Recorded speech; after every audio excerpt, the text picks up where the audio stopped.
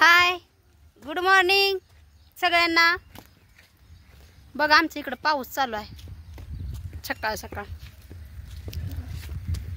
तर आज 15 ऑगस्ट बरं का, कालचं ध्यानात ते काही लक्षात नसल्यामुळे विसरते ना मी। तर स्वातंत्र्य दिनाच्या सगळ्यांना हार्दिक हार्दिक शुभेच्छा बरं का। हां तर ती बरं का सवच लागली र। पाऊस चालू आहे म्हणून दीदी छत्री धरते हो का, तरपड तरपड चाललंय किती। आता शाळेत बी कोण आलाय का नाही काय माहिती, चालत जायचं ए पडशील बघा हो का।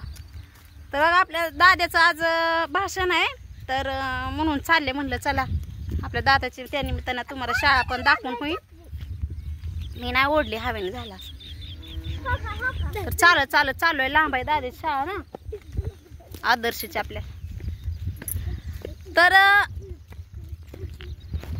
मी पण मला माझी लई इच्छा होती बरं का, आपल्या दाद्यानी ईश्वरीनी काय भाषण घ्यावं, म्हणजे शाळेत प्रत्येक कार्यक्रमाला काय भाग घ्यावा म्हणून। आणि मी त्यांना पहिलीपासून शिकवलंय भाषण घ्यायचं, सरांना सुद्धा सांग म्हणाल। हा बंद कर गडबडीत गॅस पण विसरले होते बंद करायचा। पप्पानी विचारलं हा तू भाषण हो का। तर दादा असं तयार झालेला आहे बघा शाळेसाठी। बा तू भाषणाला तयार आहेस का? हा आहे ना, चांगलं म्हणा। तुला आवडतं ना भाषण घ्यायला?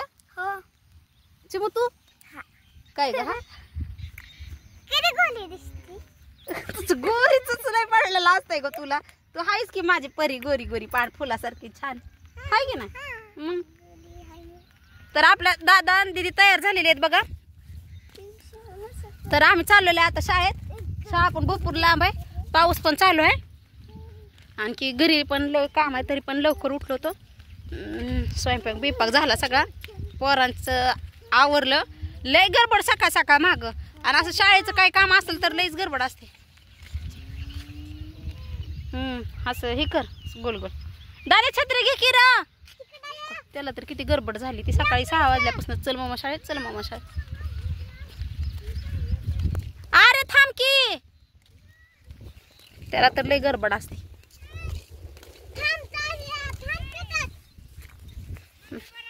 आता तिकडनं आवाज ये कुठे गेले आई, कुठे गेली रा?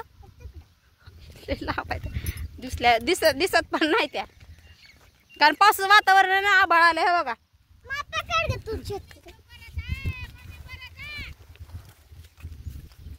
थांब की बाळा, थांबतय चालले। पाऊस पण लागतंय आता, कुणाचं इकडं पाऊस आहे आज सकाळ सकाळ शाळेच्या टायमास। सकाळी उठायला पण उशीर झालता थोडा, त्याच्यामुळं गडबड इतकी प्रमाणाच्या बाहेर गडबड। मग म्हणलं चला आपल्या शाळेत वेळेवर पोचायचं म्हणून सरांना फोन केला। सर म्हणलं या 10 मिनिटात। म्हणलं माझी पोरं इतके शाळेत हुशार आहेत ना, प्रत्येक म्हणजे कोण तू लय हुशार आहे का? तू तर आहेस ग माझं बाळ हुशार, लय हुशार आहे। तू भाषण घेतलं म्हणून हुशार आहे होय? बरोबर। तर पहिल्या बेंचवर तर नाही का भाषण बिषण घेतलं ना पोरांनी, तरी पण मला इतकं छान वाटतंय ना की लय भारी वाटतंय। म्हणजे आपल्या देशाविषयी नाही का काहीतरी थोडंफार माहिती सांगतात लेकरं, त्याच्यामुळे मला पण छान वाटतंय। आणि माझी पण इच्छा होती बरं का, पहिली शाळेत मी जात होते तेव्हा भाषण घ्यावं म्हणून, आणि घेतलं पण होतं। दुसरीत असता वेळेस घेतलं होतं,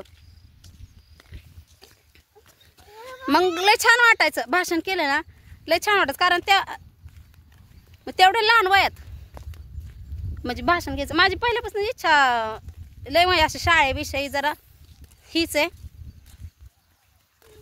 देशाविषयी म्हणजे भाषण बिषण घेतलं तर छान वाटायचं।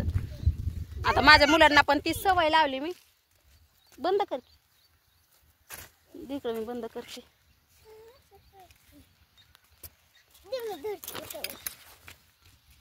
तर बघू दादा शाळेपाशी गेल्यावर, आता इतक्या माणसात काय जमणार नाही व्हिडिओ काढायला, तरी पण मी प्रयत्न करेन आपल्या दादाचं भाषण वगैरे करताना. एवढी मोठी शाळा नाही आपली, छोटीशीच आहे. म्हणजे इथं वस्त्या आहेत ना, असं म्हणजे थोडं आहे 10-12 वस्त्या. मग त्या वस्तींमध्ये त्या सरांनी शाळा केली. म्हणजे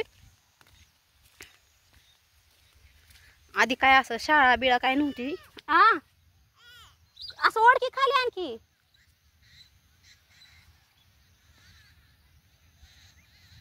हा झालं.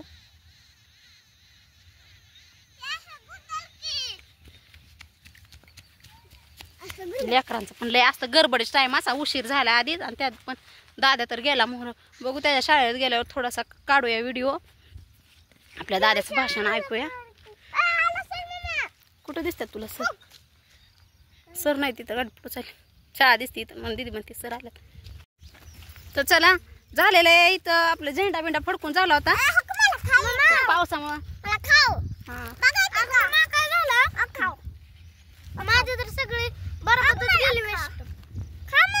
बरोबर गेली वेस्ट. दीदीला खाऊ दिलाय, मम्मा मला खाऊ दिलाय, मम्मा मला खाऊ दिलाय. चाललं तुम्ही. तर काय झालं माहित का, लय पाऊस पण जास्त होता, जास्त प्रमाणाच्या बाहेर. त्याच्यामुळं वर्गातच लेकरं बसवली आणि भाषण पण घेतली नाही. उद्या कशी सुट्टी आहे? उद्या सकाळची शाळा पहा, शनिवार. मग कशाला सुट्टी? मेहंदी दाखव तुझी. हे बघा, दीदीने मेहंदी पण काढली होती, दादाने पण काढलं होतं मेहंदी. सगळी तयारी केली. हा वा, छान. सगळी तयारी केली बघा. आणि कशाच काय पावसाच्या वातावरणाने सगळं कॅन्सल झालं. दादाचं आपलं भाषण पण नाही झालं. मी म्हणलं होतं दाखवावं व्हिडिओमध्ये, पण पावसामुळं काहीच नाही झाला कार्यक्रम, काही नाही केला. कारण आपली छोटी शाळा असल्यामुळं आणि हे पण जास्त आलते, जरा पालक पण जास्त आलते. त्याच्यामुळं मग काही कोणाला सुचलंच नाही. त्याच्यामुळं भाषण वगैरे झालं. किती कालवा करायला लागलं. मिळलं आम्हाला माहित आहे की मिळलंय. तर म्हणून काय मी दादाचं भाषण दाखवलेलं नाही. कारण की नाही का, झालंच नाही तर कसं दाखवणार ना. पावसाने सगळा गोंधळ केला, नाही तर सगळा कार्यक्रम व्यवस्थित असतात दरवेळेस. आणि आपला दादा पण भाषण घेत असतो दरवेळेस. त्याच्यामुळं काय झालंच नाही का. तू पण केलं ना बारके भाषण पाठ, पण त्यांनी घेतलंच नाही का ग? पावसामुळे घोंगरी दिसते.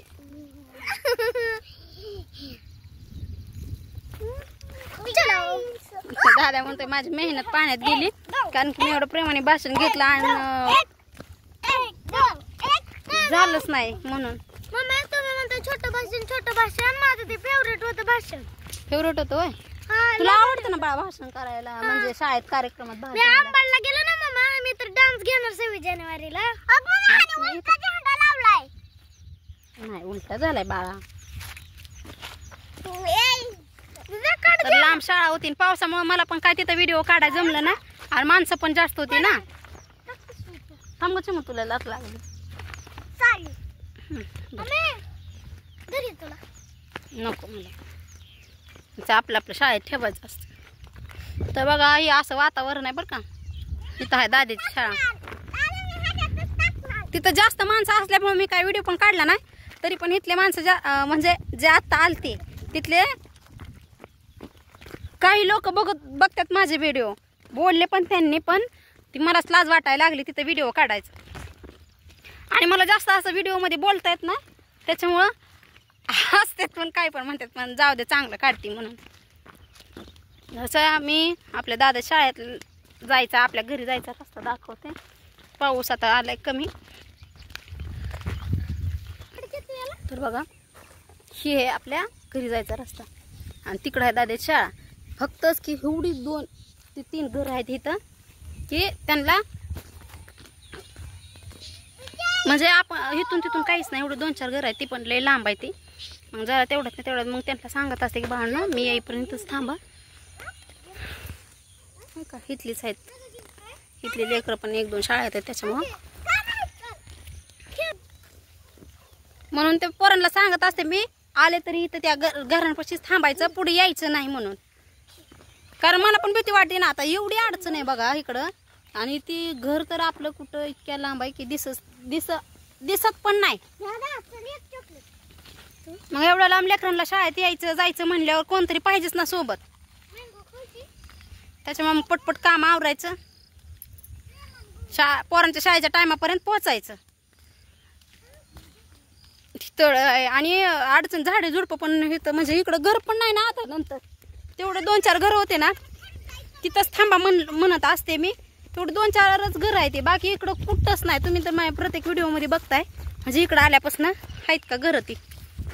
लेकरांच्या शाळेत जायची यायची पण लय अडचण होती. कधी कधी जाते त्यांनी आणायला सोडायला, पण यांनी नसल्यावर मग मला जावं लागतंय.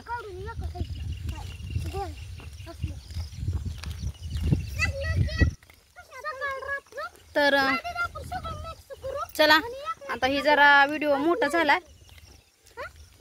तर चला बाय.